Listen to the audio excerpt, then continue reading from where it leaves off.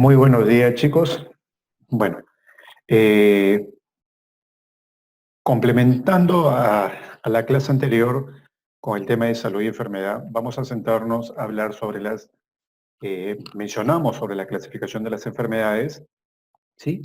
Y en esta oportunidad vamos a tocar el tema de enfermedades causadas por un agente patógeno, en este caso las bacterias.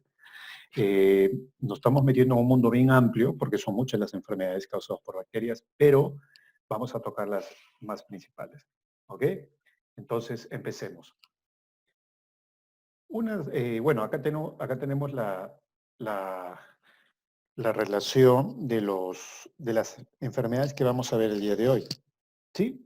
Y todas estas están causadas por bacterias. ¿Sí? Entonces, empecemos.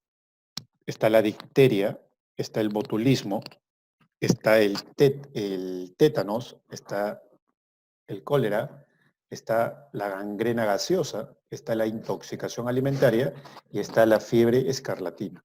¿Sí? Son muchas más, pero esta es la que vamos a tocar el día de hoy. A ver, hay una bacteria llamada la Corynebacterium difteriae. Ese es el nombre científico de esta bacteria, ¿no? Esta bacteria produce, o sea, lo que genera una alteración en el cuerpo es una citotoxina que produce, ¿ok? Entre los síntomas que genera esta citotoxina producida por este Corynebacterium, ¿sí? Difteriae, genera, por ejemplo, inflamación de la garganta, desarrollo de cuadro de fiebre y también puede afectar otros órganos, como por ejemplo puede afectar la piel y también generar algunos problemas, ¿no?, en el sistema nervioso. Hablamos de la difteria. O sea, la difteria es una enfermedad causada por el Corynebacterium difteriae. ¿Cómo se contagia? Por vía respiratoria, a través de las hostitas respiratorias como las que se producen con la tos o los estornudos, o también de frente de una persona, obviamente de una persona infectada, ¿no? Acá tienen la imagen más o menos de cómo es esta bacteria, ¿sí? Como hemos dicho, la forma de contagio es por vía respiratoria, ¿no?, por el spray que sale al toser o al estornudar, ¿no? La bacteria infecta más comúnmente las fosas nasales, la nariz y la garganta. La infección de la garganta produce una pseudomembrana o cubierta de color gris a negro, dura y fibrosa, que puede obstruir las vías respiratorias. Entonces, eso sería una forma de observar por parte del médico que esta persona está desarrollando esta infección por esta bacteria, o está desarrollando la difteria. Pero ojo, esta bacteria no solamente puede afectar las vías respiratorias, ¿ah? Puede ir al aparato urinario, puede ir, por ejemplo, a la piel y puede también afectar el sistema nervioso cuando la enfermedad está más avanzada. Hay tratamientos, sí, ya te he dicho, es mediante antibióticos, como también hay una vacuna para la difteria. ¿Ok? En la actualidad son muy pocos los casos de pacientes que tengan este tipo de infecciones. ¿Ok? Porque ya está, se podría decir, controlado, pero no escapa que siempre va a haber algunos brotes, pero hay vacuna para eso. ¿Sí? Veamos otra bacteria, el Clostridium botulinum. Este es el nombre científico de esta bacteria que produce también una, una, una toxina llamada la neurotoxina, ¿sí? Y como dice acá, neuro, o sea, afecta nervios, ¿no? ¿Y cuál es el síntoma principal? Una parálisis muscular flácida. Ustedes han escuchado del Botox, ¿sí o no? El Botox es utilizado con fines estéticos en el área de la salud, ¿sí o no? Con fines estéticos hace que el músculo se quede contraído y de alguna manera atenúa las arrugas. Entonces, ese es el uso que se está haciendo justamente, se usa la toxina de esta bacteria, del Clostridium botulinum, ¿sí? Pero ojo, eso es cuando se utiliza con fines estéticos, pero obviamente esta bacteria ha sido tratada para que no genere síntomas, ¿no? Pero si es una infección así externa por esta bacteria, dice, la bacteria que provoca el botulismo se encuentra ¿en dónde? ¿Cómo me puedo contagiar? Lo encuentro en los suelos y en las aguas empozadas, como por ejemplo en las piscinas, ¿no? Produce esporas, eso es una forma de reproducción que tienen las bacterias, que sobreviven en los alimentos mal conservados o mal enlatados, o sea, alimentos mal, ¿no? Que no han sido, ¿no?, lavados, o algunos productos que han sido enlatados. Ahí podría entrar esta bacteria, donde justamente ahí van a generar esta toxina que genera este problema, ¿no?, de la parálisis muscular.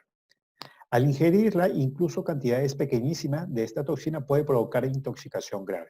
Entonces, de esta manera actúa esta bacteria. El botulismo, y genera esta enfermedad, el Clostridium botulinum genera justamente este botulismo. Los alimentos que suelen contaminarse con mayor frecuencia por esta bacteria son las verduras enlatadas en casa, carne de cerdo y jamón curados, el pescado crudo o ahumado y la miel o el jarabe de maíz. Entonces son las principales fuentes de contaminación y que de alguna manera el hombre podría contraer, ¿no? Entonces genera una parálisis muscular flácida, como puedes ver en la imagen. Sí, hay una parálisis facial, como puedes ver acá en este paciente, y no solamente en cara, sino en otras partes del cuerpo. ¿Sí? Entonces, así se manifiesta este botulismo.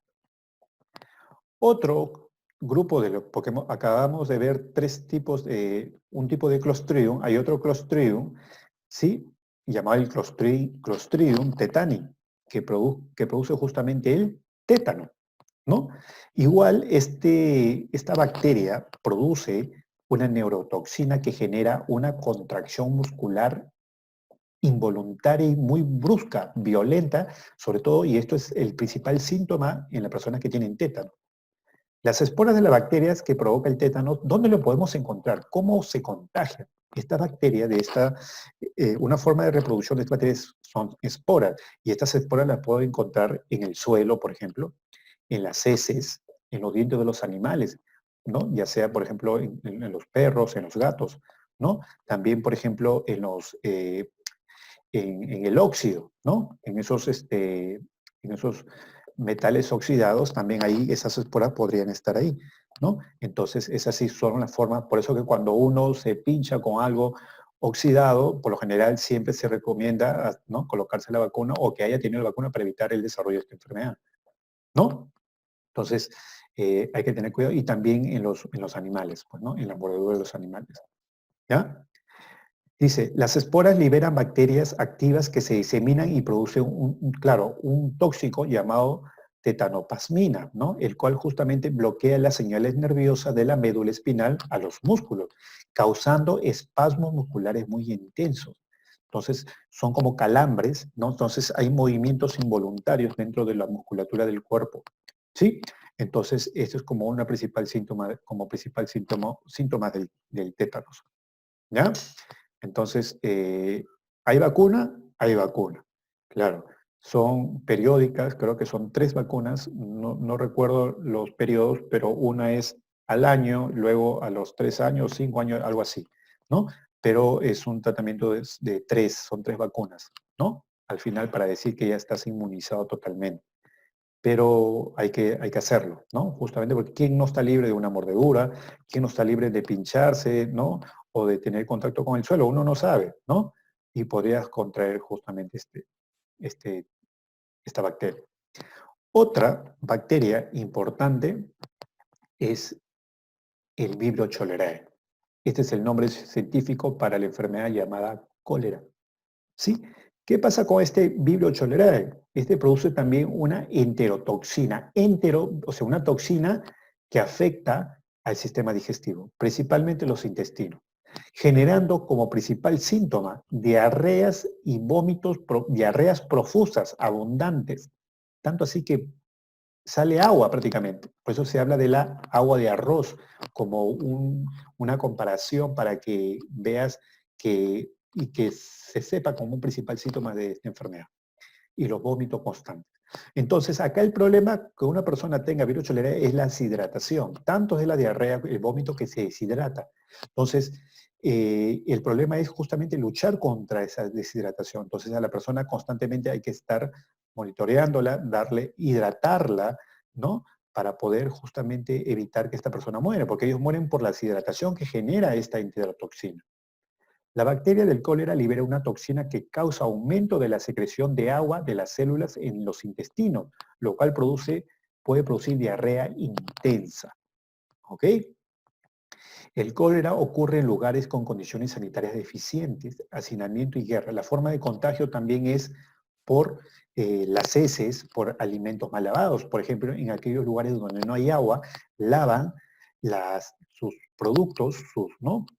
Toman agua de los ríos y por ahí también. Y otra forma, por las heces también. Y hay personas que no tienen en esos lugares ¿no? Eh, donde hay pobreza, no tienen dónde hacer sus necesidades fisiológicas y lo hacen en los ríos y esas personas vuelven a tomar y se vuelve un ciclo.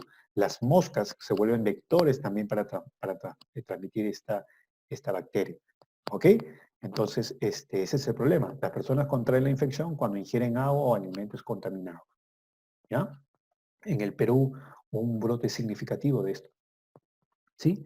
No me acuerdo si fue en el 2007, sobre todo en la zona norte, hubo un brote significativo del cólera. Muchas personas murieron, se puede decir que hubo inicios de una epidemia, ¿sí? En el Perú. Fue fuerte, ¿ya? Y justamente se nota en lugares donde hay mucha pobreza, donde no hay ¿cómo se dice? Los servicios básicos de agua, sobre todo, ¿no? Agua y desagüe, ¿no? Utilizan ellos ¿no? Los ríos, ¿no? Para hacer todo, ¿no? Todas sus necesidades, pues, ¿no? Y de ahí también se abastecen de agua para poder ingerir los alimentos. Y también hay otras, como por ejemplo el Clostridium perfringens. El Clostridium perfringens, por ejemplo, genera la gangrena gaseosa. ¿Qué produce este Clostridium perfringens? Una citotoxina. ¿Qué genera? Destrucción masiva de glóbulos rojos. ¿Ok? Tú sabes que los glóbulos rojos, ¿qué conducen? El oxígeno. Entonces va a haber una muerte de hemólisis, eso se llama muerte de glóbulos rojos. La gangrena gaseosa, que es la enfermedad que produce este Clostridium perfringens, es una infección poco común que es causada con mayor frecuencia por una bacteria llamada Clostridium perfringens. Sin embargo, también puede ser causada por otros tipos de bacterias, como el Streptococcus, el Staphylococcus aureus y el Vibrio bonificus. Son nombres, ¿no? Que también pueden generar la gangrena gaseosa. Dice, la gangrena gaseosa se presenta de manera súbita, o sea, de manera repentina, y por lo regular ocurre en el mismo lugar del traumatismo o una herida quirúrgica reciente. Aproximadamente 1 en 3 casos ocurre sin un factor irritante.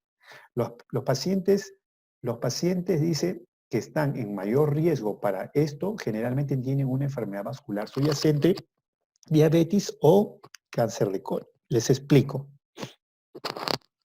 No es muy común la gangrena gaseosa, pero por lo general siempre está asociado o se manifiesta sobre todo a una enfermedad previa, como por ejemplo los diabéticos o los que tienen una enfermedad vascular.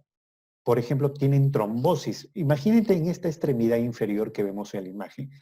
Ya, si esta persona tiene, por ejemplo, heridas por varices, tienes heridas abiertas, los diabéticos tienen heridas que no cicatrizan, estas heridas abiertas son susceptibles a infecciones. Las bacterias que están a su alrededor pueden ingresar acá y una de ellas puede ser el Clostridium perfringens. Entonces, ¿qué hace este Clostridium perfringens? Destruye tus glóbulos rojos. Entonces, como destruye tus glóbulos rojos, estas células de acá no van a recibir el oxígeno, pues porque destruyen los glóbulos rojos. Entonces, como no, estas células de esta extremidad inferior no reciben oxígeno, empiezan a morir. Y hay muerte celular. ¿Y eso cómo se llama? Necrosis, muerte celular, y esto se infecta. Y eso se llama, y cuando la gangrena se hace, la infección va agrandándose, no es localizada, y va aumentando, eso se llama gangrena, causada por una bacteria. ¿Sí? Entonces, esa es la causa de la gangrena. Profesor, solamente en estas extremidades, no, puede ser en extremidades superiores también. Y dependiendo también de dónde haya podido ingresar esta bacteria. Sobre todo en personas que tienen expuestas heridas. O sea, hablamos de personas con problemas vasculares y también con problemas, por ejemplo, un claro ejemplo es la diabetes. ¿No? Y en los pacientes diabéticos vamos a ver, en la mayoría de los casos, este tipo de problemas. ¿Ya? Este tipo de infecciones. ¿Ya? Tenemos el Staphylococcus aureus. es otra bacteria que produce una enterotoxina y que va a afectar al sistema digestivo, ¿no? Generando náuseas, vómitos y diarrea. La intoxicación alimentaria puede afectar a una persona o a un grupo de personas que hayan ingerido todas el mismo alimento contaminado. Se presenta más comúnmente después de consumir alimentos en comidas, al aire libre, cafeterías de escuelas o grandes reuniones sociales por contaminación. ¿Ok? Entonces, el Staphylococcus aureus, ¿qué genera? ¿Qué enfermedad? ¿Qué patología? Una intoxicación alimentaria. Los microorganismos pueden ingresar al alimento que uno consume, llamado contaminación, de diferentes maneras. La carne de res o de aves puede entrar en contacto con las bacterias normales de los intestinos de un animal que se está procesando. Claro que sí. El agua que se utiliza durante el cultivo o el embarque puede contener estiércol o desechos humanos.